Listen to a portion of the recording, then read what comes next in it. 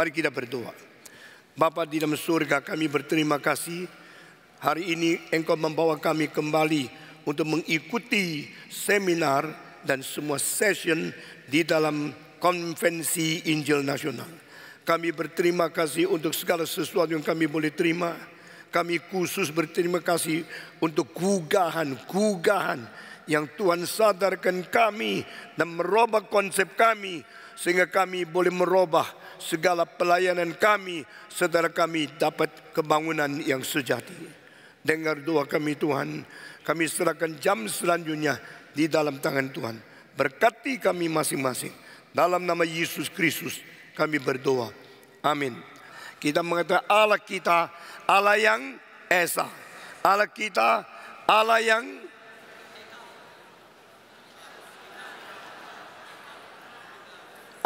Esa, Allah yang kekal, Allah yang adalah kasih. Perhatikan semua kalimat keunikan kekristenan. Kalau tidak engkau menjadi pendeta menginjil, tidak tahu apa yang dikatakan. Allah yang Esa, Allah yang kekal. Lalu kalau dia kekal, belum cipta apa-apa, dia adalah kasih. Dia mengasihi siapa? Tidak ada yang ada. Kalau kekal, kasih. Aku mengasihi kamu. Kamu itu objek. Allah itu kekal, Allah itu kasih, Allah itu Esa. Karena Esa, lalu kasihnya kepada siapa? Karena Allah itu Allah Tritunggal, maka Allah Bapa adalah kasih, Allah Anak adalah kasih, Allah Roh Kudus adalah kasih. Dan sebelum mencipta segala sesuatu, kasih itu sudah bekerja antara pribadi pertama kepada pribadi kedua, pribadi kedua kepada pribadi ketiga, pribadi ketiga kepada pribadi ke-1, pribadi ke-1 kepada pribadi ketiga, dan pribadi ketiga kepada pribadi ke-1. Di dalam cinta kasih yang saling mutual komunikasi, saling mengerti, saling berhubungan di antara tiga pribadi itu, kasih itu sudah cukup. Kalau Allah tidak mau cipta segala sesuatu, tetap cukup. God is self-sufficient, self-eternal, self-existing, self-immortal, the self-unchanged, self-sufficient God. Allah yang menyukupi sendiri, Allah yang kekal pada diri, Allah yang tidak perlu sumber, dan Allah yang tidak perlu sesuatu penopang. Dia sendirinya adalah sumber segala sesuatu di luar dia. Dia sendirinya adalah kecukupan bagi diri sesuatu, tidak perlu ditolong dari lain. Allah sendiri adalah kasih, dan kasihnya adalah berada di tiga pribadi, dan ini menjadi sumber kemungkinan komunitas yang lain. Sekarang manusia kalau mau belajar saling mengasihi, belajar daripada Allah Bapa, Allah Anak, dan Allah Roh Kudus. Manusia mau belajar bagaimana bikin masyarakat. Masyarakat manusia tidak karu-karuan karena manusia tidak meniru dan tidak belajar dari Allah Tritunggal. Manusia dicipta menurut peta dan teladan Allah. Maka tujuan mencipta manusia adalah supaya manusia hidup seperti Allah. Banyak orang sekarang hidup tidak seperti Allah, juga hidup tidak seperti manusia. Hidup sembarang main seks, sembarangan main pelacur, sembarangan tidur, itu tidak ada kemiripan dengan kesucian Allah. Allah itu suci adanya. Manusia dicipta menurut kesucian Allah. Manusia harus belajar menjadi seperti Allah yang suci. Manusia harus belajar seperti Allah yang adil dan sebagainya. Dengan demikian setiap butir bisa diperkembangkan menjadi doktrin yang besar sekali. Pada waktu Allah itu yang adalah kasih memperkembangkan, atau ini kalimat pinjaman, mengekstensikan kasihnya, maka dia mulai menyatakan karya pertama, yaitu cipta, mencipta. Doktrin ciptaan berasal dari kitab suci, bukan daripada agama Mesir, bukan dari Babilonia. Doktrin dan konsep ciptaan adalah kontribusi pertama kebudayaan Yahudi terhadap seluruh dunia. The doctrine and the concept of creation is based on the revelation of God in the Bible. And this is one of the greatest contribution of the Hebrew culture to the world. Saudara-saudara, cipta ini istilah dari Alkitab. Kitab suci yang memberikan kemungkinan kita mengerti kebenaran satu-satunya yang sejati, yang absah dan tidak mungkin dibanding dan dilawan oleh yang lain. Karena dikatakan, "Hei Bethlehem Efata, engkau kota yang paling kecil, tetapi yang akan dilahirkan di Bethlehem adalah yang bersumber sebelum dunia diciptakan." Jangan membandingkan Yesus dengan yang lebih dulu, Socrates, dan segala Parmenides atau yang lain-lain, karena dia munculnya baru 2000 tahun di sejarah ini. Tetapi jangan lupa, yang dilahirkan di Bethlehem sumbernya dari kekal. Sebelum alam semesta dia sudah ada.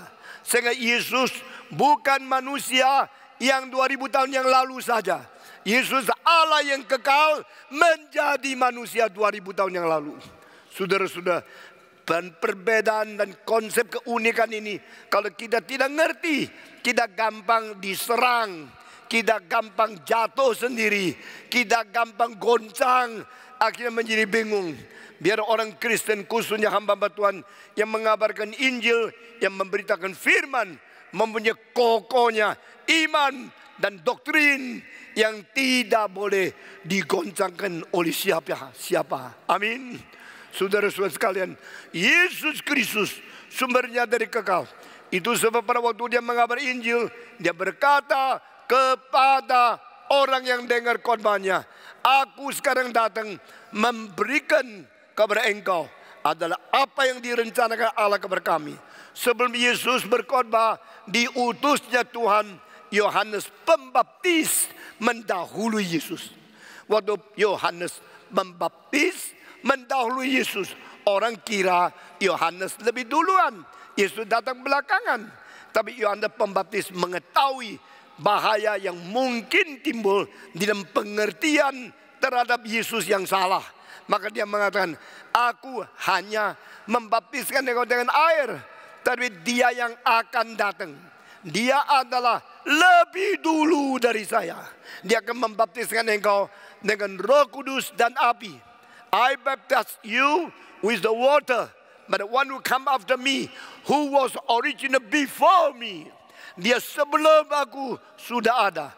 Dengan konsep begini, kita mengetahui Kristus, Kristologi tidak boleh menjadi satu pengertian fragmental atau keping-kepingan sehingga lepas daripada Allah yang mencipta melampaui segala ciptaan. Di dalam buku Yohanes, buku Injil Yohanes, dikatakan dia adalah firman. Firman berserta dengan Allah. Firman adalah Allah. Nah, firman beserta dengan Allah sejak segala sesuatu belum diciptakan. Itulah Yesus Kristus. Nah, saudara-saudara, baru Tuhan Allah mencipta. Waktu Allah melangsung bekerja dan mencipta, ini karya Allah yang berrelevan dengan dunia yang dicipta. God is the creator. We are creatures. God have created us. We are all created after Him. Saudara-saudara, Allah pencipta, kita yang dicipta. Apa artinya cipta? Cipta berarti mengerjakan sesuatu sehingga sesuatu yang belum pernah ada menjadi ada. Ini namanya cipta. Plato tidak mengerti hal ini. Orang-orang agama lain tidak mengerti hal ini. Di dalam mitologi dewa dewi tidak mengerti hal ini.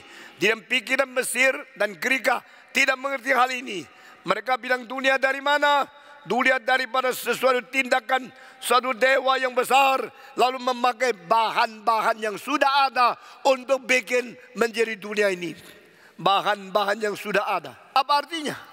Kalau dewa mencipta segala sesuatu dengan bahan-bahan yang sudah ada, saya mau tanya, bahan-bahan itu dari mana? Sudah ada. Kok bisa sudah ada? Karena sudah ada. putar-putar di situ buntu lagi. Maka Alkitab mengatakan, God didn't create everything for the original existing mess. Allah tidak mencipta segala sesuatu dengan memakai sesuatu mess atau gumpalan dari materi yang sudah ada. Ini kelemahan dari Plato. Plato mengatakan the mess was there, and Timuch used the original existing mess to be the matter to create something, but the matter exists before the creation. Saudara-saudara, istilah Timuch itu dewa yang mencipta daripada orang-orang Greka, dan khususnya menjadi pikiran dari seorang filosof yang paling penting namanya Plato. Dia tidak mempertanggungjawabkan mess yang ada, materi sebelumnya itu dari mana. Maka Alkitab satu-satunya buku yang bertanggung jawab memberikan semua doktrin yang benar, semua ajaran paling konkret dan paling akurat kepada manusia. Saudara-saudara, bersyukurlah engkau dipilih menjadi hamba Tuhan. Bersyukurlah engkau boleh menyampaikan firman Tuhan. Tapi jangan lupa, kalau engkau tidak belajar baik-baik, tidak mengerti dengan sungguh-sungguh, dan engkau khotbah sembarangan, dosamu lebih besar daripada mereka yang tidak menjadi pendeta. Amin. Amin, amin. Awas dulu, amin, amin. Surat Yakobus, jangan banyak orang suka menjadi guru karena akan menerima hukuman lebih berat. Inilah sesuatu warning, satu peringatan daripada hamba Tuhan kepada pendeta di seluruh dunia. Jangan kira sudah jadi pendeta pakai dasi, pakai jas, pakai toha di atas WKR ya. Saya pemimpin gereja. Engkau akan menerima hukuman lebih besar jikalau engkau tidak mengerti dan mengajar sembarangan, merusak orang, merusak pengajaran dari Alkitab. Dosamu akan dihukum, dan hukuman jauh lebih besar dari mereka yang tidak menjadi pendeta. Saudara-saudara, mencipta segala sesuatu, ini karya Allah pertama dilihat dari para dunia ciptaan. Karena Allah sendiri adalah Allah.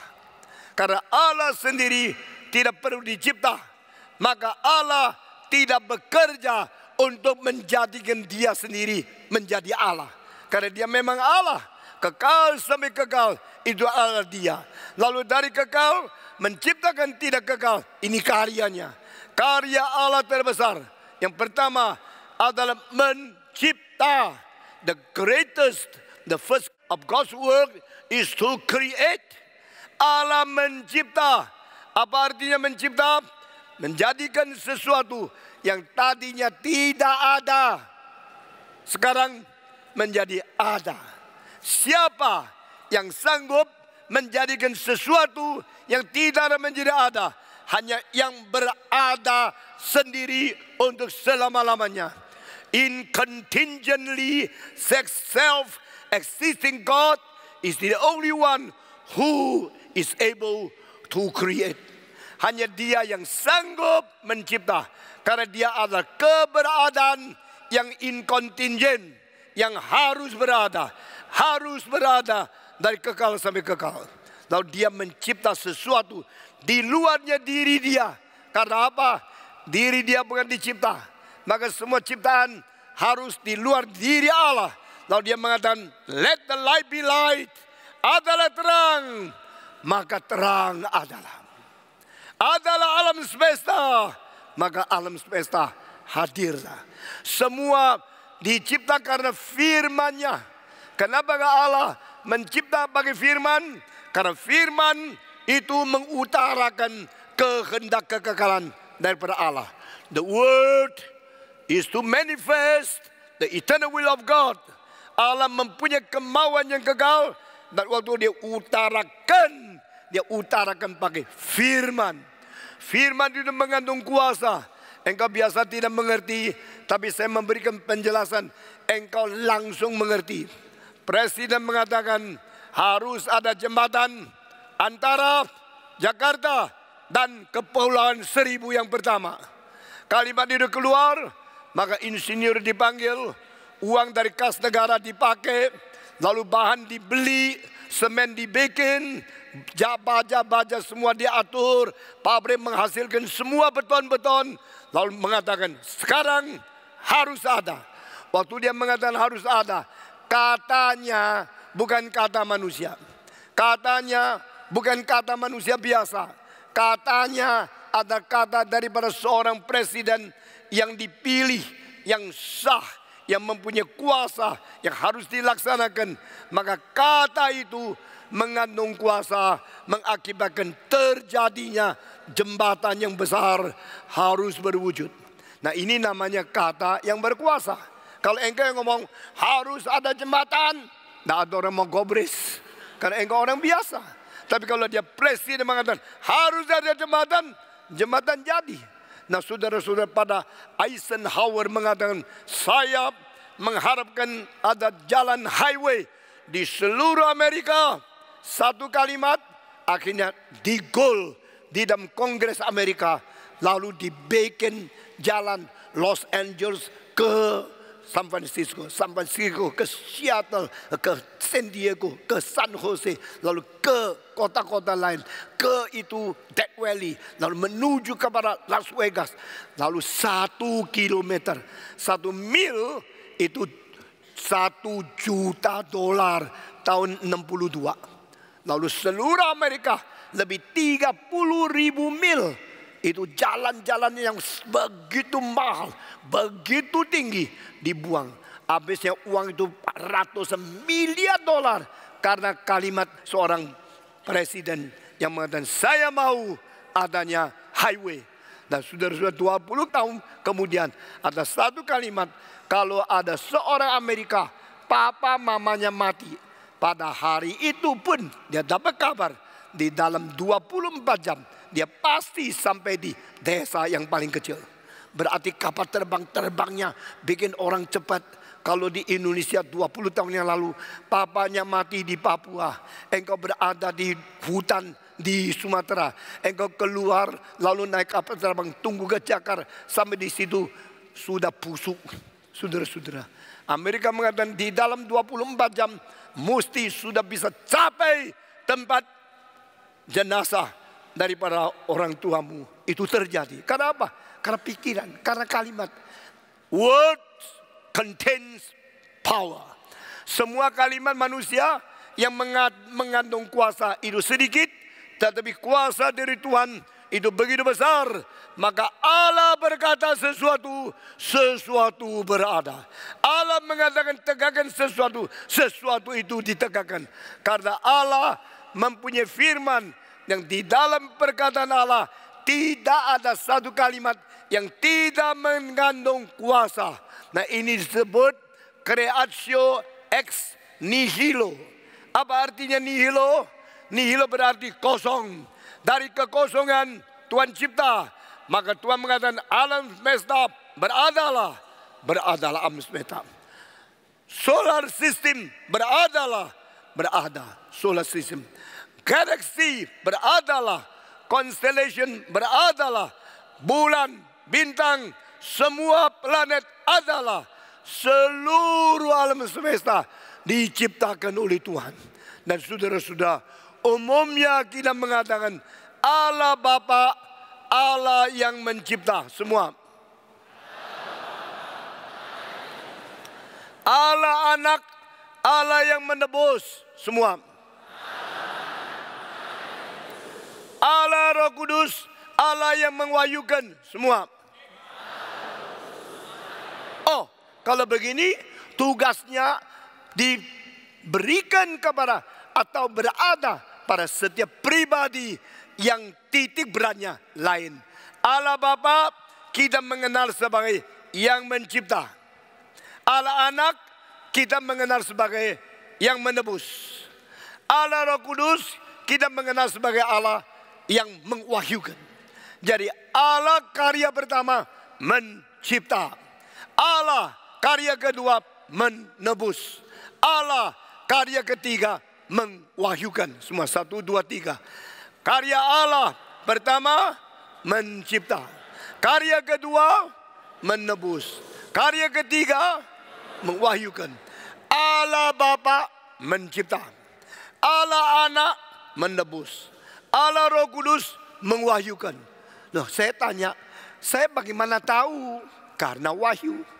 Kalau Allah tidak wahyu, kita tidak tahu siapa Allah. Kalau Allah mengwahyukan, baru tahu, kita tahu siapa Allah. Tahu dia apa kerjanya, bagaimana hubungan dia dengan saya. Jadi God created, God redeemed, and God revealed. Allah mencipta, Allah menebus, Allah mengwahyukan. Nah saudara-saudara, kunci di dalam pribadi yang ketiga ini penting sekali. Karena Roh Kudus mengwahyu, maka aku tahu Allah mencipta. Karena Roh Kudus mengwahyu, maka aku tahu Allah menebus. Semua 1, 2, 3.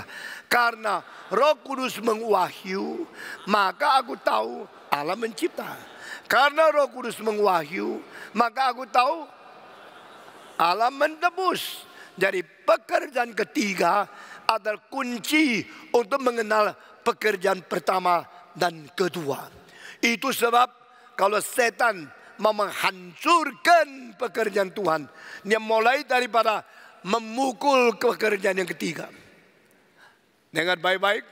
Kalau Roh Kudus yang mengwahyukan, baru kita tahu kerjaan Bapa, apa pekerjaan anak. Melalui pekerjaan Roh Kudus ini kuncinya. Dan kalau mau merusakkan kekristenan, hantam daripada ketiga. Karena apa? Wahyunya dikacaukan, pasti doktrinnya kacau semua. Inilah persatuan.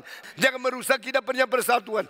Stephen Tong terus bicara yang lain salah, cuma dia sendiri benar. Sombong. Itu pengertian terlalu dangkal. Sudah dengar kalimat baik-baik.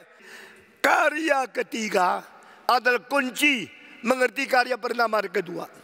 Lalu kalau semua dirusak, mulai dari karya ketiga. Karya ketiga bagaimana dirusak oleh setan, yaitu jangan percaya Alkitab. Kalau engkau tidak percaya Alkitab, hancur semua. Betul tak? Alkitab bilang, aku tidak percaya Alkitab. Tuhan cipta, itu kan kata Alkitab. Yesus adalah anak darah Maria, melahirkan. Itu saya tidak percaya. Itu Alkitab. Jadi cara pertama menghancurkan iman Kristen adalah cara memukul doktrin wahyu. Bagaimana memukul? Supaya tidak percaya Alkitab, tidak percaya Allah mengwahyu daripada Roh Kudus, tidak percaya Rasul diilhami oleh Roh Kudus. Dengan demikian kolaps, hancur semua karena dasar doktrin wahyu dipukul oleh setan. Jangan percaya Alkitab. Khususnya mulai dari 1850 di Tübingen School, daripada hanya kritisisme. Di dalam teologi kritisisme yang bersifat tinggi, mereka meragukan kitab, meragukan penulis, meragukan keabsahan, meragukan fakta-fakta yang ditulis di dalam seluruh kitab suci. Setan menghancurkan iman orang Kristen mulai dari memukul wahyu. Cara kedua, ditambahkan wahyu yang baru. Jangan cuma percaya Alkitab, percaya juga ada pendeta yang mendapatkan wahyu dari Tuhan. Tuhan berkata kepadaku. Liberal menghantam dan tidak mengakui Alkitab. Karismatik menambah, mengabsakan diri untuk sejajar dengan Alkitab. Dua-dua pekerjaan setan. Tuhan berkata kepadaku, Tuhan mengwahyukan aku. Siapa kamu? Saya nabi baru. Adakah nabi baru? Yaitu ini. Siapa bilang kamu nabi baru? Bagaimana tahu engkau nabi baru? Saya diwahyukan oleh Tuhan. Bagaimana tahu yang mengwahyukan engkau adalah Tuhan? Yang tidak percaya akan dicilakakan. Kurang ajar ya. Jadi sekarang dipukulnya doktrin wahyu karena ada yang tidak percaya wahyu palsu, ada yang tidak percaya kepada wahyu yang asli, ada yang mempunyai wahyu yang palsu. Dua-duanya cara daripada setan. Saudara tahu tidak mengapa pendeta Stephen Tong sudah tua harus menggebu-gebu berapi-api, berngotot-ngotot mentegakkan kembali kebenaran. Karena saya tahu di zaman Indonesia dirongrong oleh dua sayap yang salah. Saya harus kembalikan yang benar dan mati-matian melayani Tuhan. Saudara-saudara, I know what I'm doing. I know why I preach and I fight this way. Aku tahu mengapa saya harus berperang seperti ini. Aku tahu mengapa saya harus berkorban seperti ini. Padahal ini istilah salah. Saya tidak pernah berkorban bagi Tuhan. Padahal saya tahu saya sakit, saya tua, saya lemah, saya tidak mampu, saya tidak ada uang. Tetapi saya harus gigih berperang dengan ajaran yang salah. Liberal menggerogoti iman Kristen dengan mengatakan kitab suci bukan wahyu Tuhan. Karismatik menggerogoti iman Kristen dengan berkata dia menerima wahyu yang baru. Dua-dua salah. Kalau orang berkata apa salahnya karismatik? Bukankah karismatik juga mengabarkan Injil? Saya bilang tidak. Mereka bukan mengabar Injil. Mereka mengabarkan ada hadiah besar dari Tuhan untuk orang karismatik. Mereka mengabarkan teologi kemakmuran, teologi kesuksesan, teologi kekayaan yang bukan dicatat di dalam Alkitab. Yesus tidak pernah berkata jika engkau ikut saya, engkau menjadi orang kaya. Yesus tidak pernah mengatakan yang kaya yang dapat Roh Kudus. Yesus mengatakan yang kaya masuk neraka. Saya bukan semua orang kaya masuk neraka ya. Masuk neraka, yang masuk surga itu Lazarus yang miskin. Betul nggak? Yesus tidak katakan semua orang kaya masuk neraka. Tapi justru yang masuk neraka itu orang kaya. Yang di pangku Abraham itu miskin. Yang meminta-minta uang. Loh, kok gitu ya catatan kita? Memang begitu. Yesus mengatakan yang ikut saya harus menyangkal diri. Harus memikul salib. Yesus tidak katakan yang percaya kepada saya akan menjadi kaya raya. Beli lotre, lalu dapat nomor 1. Kalau semua orang beli lotre, semua dapat nomor 1. Seluruh dunia datang nomor 2. Saudara-saudara, pada saat engkau tidak mengerti kunci ini, engkau bahaya. Asal lihat, wah hebat loh. Bisa menyembuhkan orang sakit. Ini kuasa besar dari Tuhan. Saya mengikut pendeta ini saja. Itu cuma khotbah tok. Khotbah jangan ditambah dengan tok. Itu cuma khotbah tok. Lu khotbah pun tidak bisa mau tok-tokan. Saudara-saudara, khotbah tok tidak kuasa. Yesus di dalam pasal 10, pasal 11, dia mengutus 70 orang pergi mengabari Injil. Banyak yang berkata, demi namamu setan diusir. Demi namamu penyakit disembuhkan. Demi namamu kuasa Allah dinyatakan. Yesus sendiri khotbah tidak ada yang bertobat. Tidak ada yang bertobat, tidak ada beriman. Yesus mengatakan, Kapernaum, Bethesda, engkau sudah naik ke atas angkasa. Engkau akan diturunkan. Karena firman yang disampaikan kepadamu. Jikalau saya khotbahkan di Sodom Gomora, mereka sampai hari ini masih ada.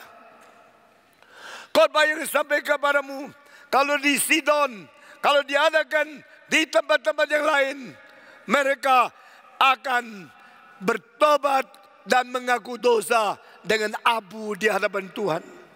Oh saudara, aku memberitakan firman-Mu yang kau tidak dengar. Sama seperti Yesaya pasal 53 ayat pertama.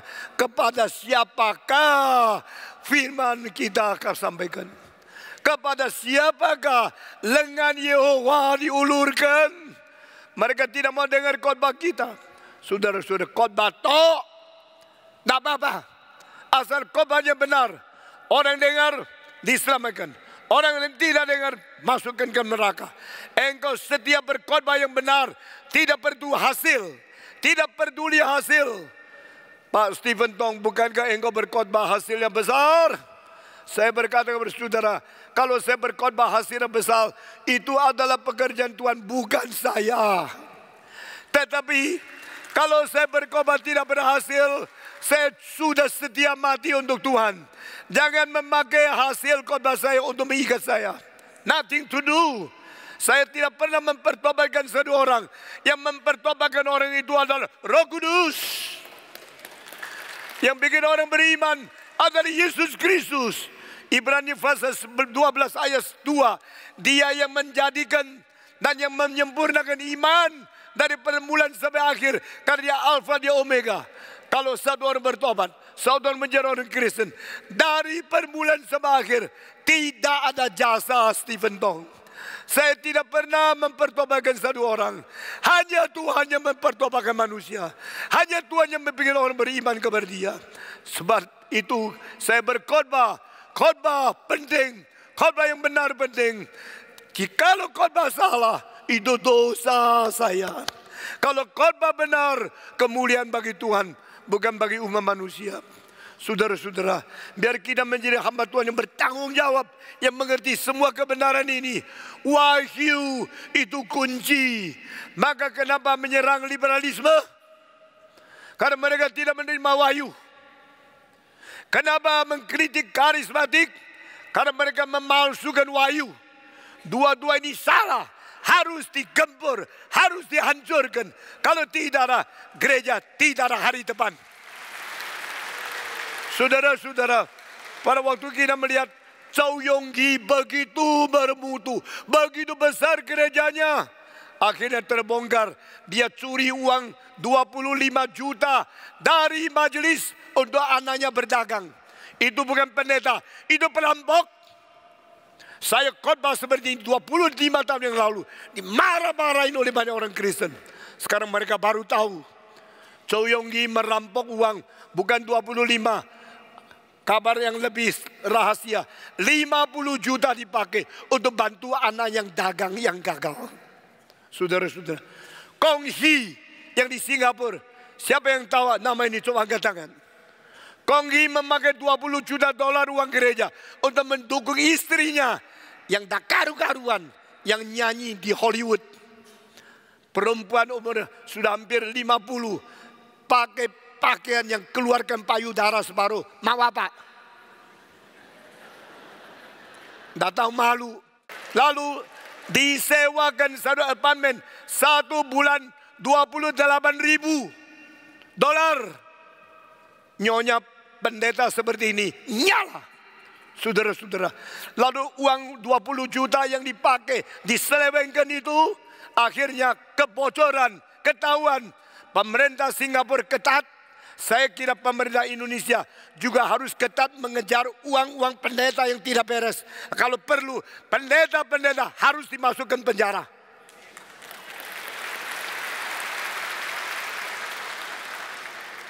Biarlah presiden mencuri uang, presiden masuk penjara. Menteri mencuri uang, menteri masuk penjara. Hakim curi uang, hakim masuk penjara. Keadilan Tuhan harus dinyatakan di dalam dunia ini. Dan gereja tidak luput. Gereja-gereja banyak yang tidak peduli akan keadilan Tuhan. Dan mereka kira boleh main-main. Saudara-saudara, gereja ini dari hari pertama sampai sekarang, saya tidak masuk kamar menghitung uang persembahan. Nyonya saya tidak boleh menyentuh uang persembahan. Anak-anak saya tidak boleh ikut campur uang persembahan. Itu diuruskan oleh majelis dan harus bertanggung jawab setiap rupiah di hadapan Tuhan. Waktu gereja ini dibangun, tidak boleh korupsi 1 rupiah. Tidak boleh boros 1 rupiah. Akhirnya pekerjaan Tuhan yang besar menjadi seperti ini. Saudara-saudara, di manakah uang yang Tuhan serahkan kepada engkau? Saudara-saudara, kenapa saya khotbah begitu banyak menyerang karismatik? Bukan karena aku iri mereka sukses. Gereja yang besar, doktrinnya salah. Itu gereja yang memalukan nama Tuhan. Karena bisa mengkurung ribuan orang sampai mereka tidak mendengarkan firman yang benar. Itu yang mengurung orang berdosa. Kami mendirikan gereja supaya siapa yang mau dengar firman Tuhan yang benar, datang dengar. Dan semua boleh mendengar yang sejati, bukan yang palsu. Karismatik seperti Kong Hee setelah 20 juta diselewengkan, ditemukan oleh pemerintah Singapura. Dia kira dia hamba Tuhan, lebih pintar daripada Singapura pemerintah. Tuhan pakai pemerintah Singapura yang bukan Kristen, bongkar terus. Akhirnya menemukan dia pakai 24 juta dolar Singapura untuk menutupi dosa-dosa kepenyelewangan itu. Sehingga bukan 48 juta. Sekarang sudah dipanggil dan diadili. Waktu diadili anggota karismatik, ribuan orang teriak-teriak mendukung pendetanya. Tidak peduli yang dukung engkau siapa. Kalau Tuhan tidak mendukung, hancur engkau. Saudara-saudara, Dan Kong Hee sekarang gelisah. Dia berkata, Tuhan berkata kepada my son Kong Hee, I'm sorry. Tuhan bilang sorry sama dia. Itu Tuhan apa? Itu pendeta apa? I'm sorry my son, because I know you should go into the tribulation. Engkau pasti masuk ke dalam kesulitan. Aku sorry kepadamu. Saudara-saudara, saya tidak pernah sembarangan ngomong sorry. Dan saya didik anak saya, jangan sembarangan dengar orang yang bilang sorry. Orang yang tidak pernah sorry, itu tidak baik. Orang yang terus sorry juga tidak baik. Terus biasa sorry, berarti besok mau berdosa lagi. Makanya sorry terus. Masa Tuhan bicara, Kong Hee, I'm sorry to tell you. Saudara-saudara, dia akan masuk penjara. Pendeta terbesar di Singapura. Anggotanya 30.000 orang. Tidak peduli berapa besar gerejamu, berapa banyak anggota. Kalau engkau adalah salah, engkau berdosa di hadapan Tuhan. Membuntu, menutup kuping anggotamu mendengar firman Tuhan yang benar. Saudara-saudara, kalau anggota gereja kita tidak banyak, tapi kita membicarakan yang benar, jangan takut. Doktrin tentang pengwahyuan ini adalah kunci dari ketiga. Kita tahu pekerjaan pertama dan kedua. Saya sampai di sini dulu.